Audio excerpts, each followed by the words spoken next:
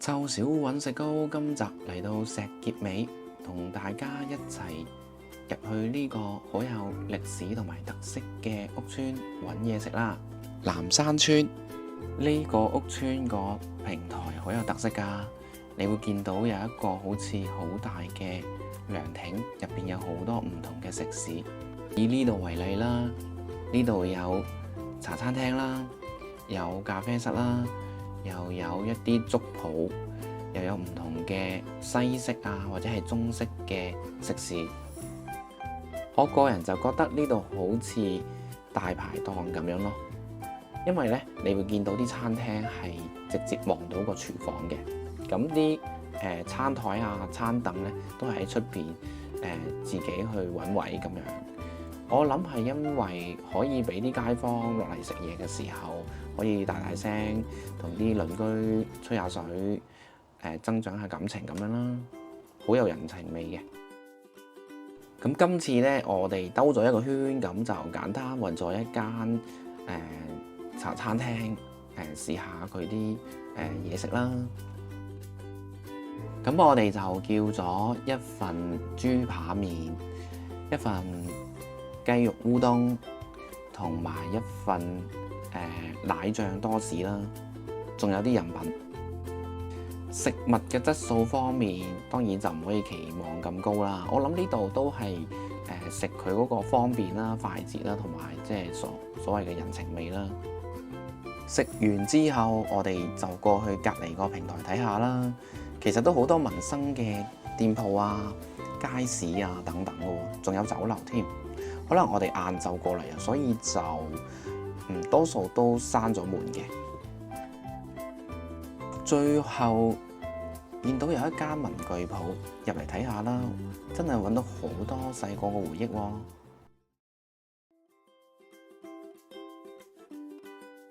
我諗而家啲小朋友唔知咩叫做象棋啊、波子棋啊，同埋呢個算盤啦。其實出邊連鎖店嘅文具鋪就唔會有呢啲嘢賣噶啦，要去翻一啲即係有咁上下歷史嘅屋村啦，先可以見到嘅。哇，仲有竹蜻蜓賣添，陣間我哋要買翻一個上去平台嗰度玩下先。上到嚟呢個地方，大家應該都唔陌生噶啦。相信好多就算小紅書都會推介嘅一個遊樂場打卡位係一流噶。趁有時間，我哋再向深水埗方向嗰邊行下，就嚟到呢個石硤尾村啦。呢條屋村有好多天橋連接住，我哋上去天橋再望下周邊嘅風景，都好舒服同埋好有特色。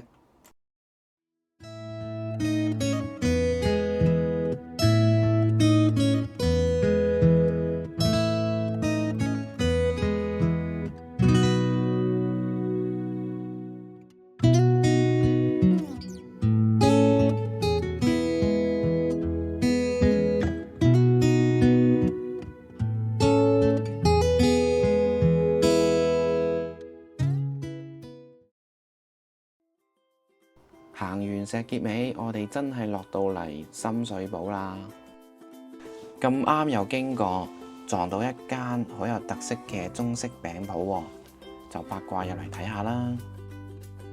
佢有好多好懷舊、好舊式嘅中式餅，我諗老人家就最中意食啦。最後我哋都買翻啲翻去試下。行下行下就嚟到西九龍中心附近，都有少少肚餓喎，不如再揾下有咩特色嘢食啦。喺附近我哋揾到一間叫新香園嘅舊式茶餐廳，咁啊寫住大大隻字好好食嘅蛋餃字，同埋都見到唔少人幫襯喎，所以就好好奇咁入去試下啦。你見到個餐廳都好細，所以入到嚟都預咗要比較逼夾一啲，同人哋搭台坐噶啦。我就嗌咗佢嘅馳名蛋餃字啦，同埋嗌咗一個菠蘿冰、熱奶茶，同埋佢呢度重點推介嘅豬手麵。先嚟講下呢一個蛋牛治先啦。你落單嘅時候，佢會問你係唔係選擇烘底嘅。今次我就揀咗烘底。你見到佢真係好新鮮、熱辣辣咁樣上台，食落個口感都幾好。味道方面，我覺得佢啲牛肉同蛋係一齊炒過，仲有啲汁係幾好味嘅，即係唔會將兩樣嘢就咁拼埋一齊就算。哇！睇下雲迪嗰碗豬手麵幾大份，真係唔係講笑，佢一個人都食唔晒。